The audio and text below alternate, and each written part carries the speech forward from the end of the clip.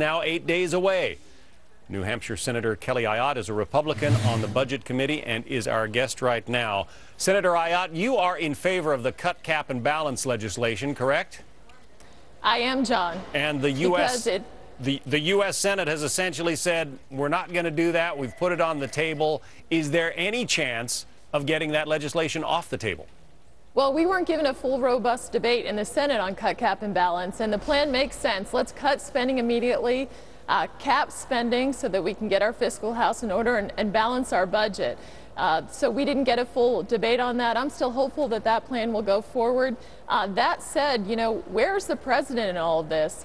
Cut, cap, and balance was passed by the House to raise the debt ceiling with serious spending reforms. And apparently there was some kind of bipartisan deal worked out last night, and he's rejected that as well. So we need to address this fiscal crisis right now. Well, Senator, you are pointing to the president. What have you seen from the president in terms of, you know, some kind of a budget proposal of his own? Well, there was a budget proposal that he put forward in January, and it was voted on in the Senate. It didn't get one vote, not one vote from a member of his own party. And we've had two other budget proposals put together by Republicans in the Senate, as well as the House Republican proposal put forward by Congressman Ryan. Yet the Senate Democrats, it's been over 2 years since they've actually sat down to do the work that the Budget Committee should do. So I say now is the time for leadership. How can you operate without a budget?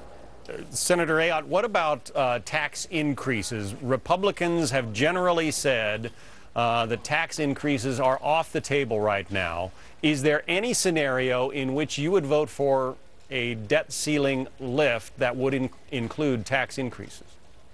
Well, I don't think we should do anything right now that's going to hurt our economic recovery, and further increasing taxes on our small businesses is going to hurt our economic recovery.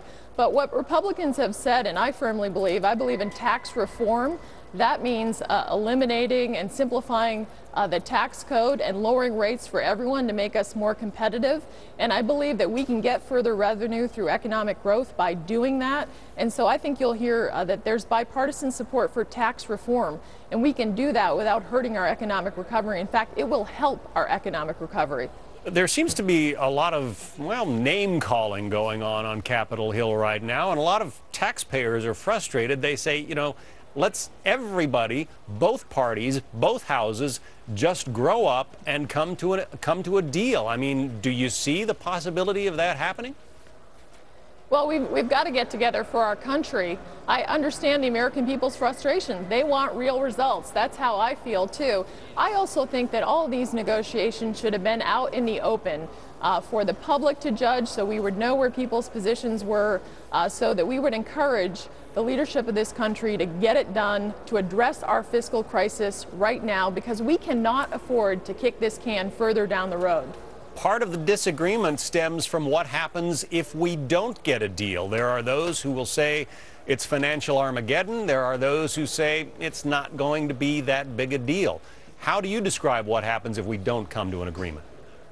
Well, I don't think that anyone wants us to be in a position where we don't meet our obligations. So we do need to address the debt ceiling issue. However, we have that issue, and just as important is the $14 trillion in debt that we have accumulated. And we can't increase our credit limit again without a serious plan like cut, cap, and balance to address and get our fiscal house in order and to ensure that our credit is not downgraded. Because Moody's and S&P have said that if you don't cut trillions off the debt in the next decade, that we could also face a downgrade. Can you walk up to Senator Reid and say, hey, how about bringing that CCB plan off the table? I've been saying we should bring it off the table. It's been the only plan that has been passed, a specific written proposal passed by the House of Representatives. And let's face it, it makes sense. Let's cut spending, let's cap it, and then also balance our budget. So I would say that to Senator Reid.